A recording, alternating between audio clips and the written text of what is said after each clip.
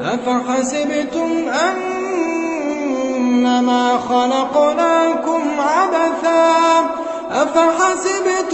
أنما خلقناكم عبثا وأنكم إلينا لا ترجعون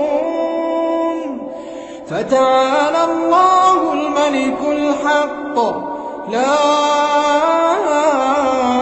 إله إلا هو رب العرش الكريم.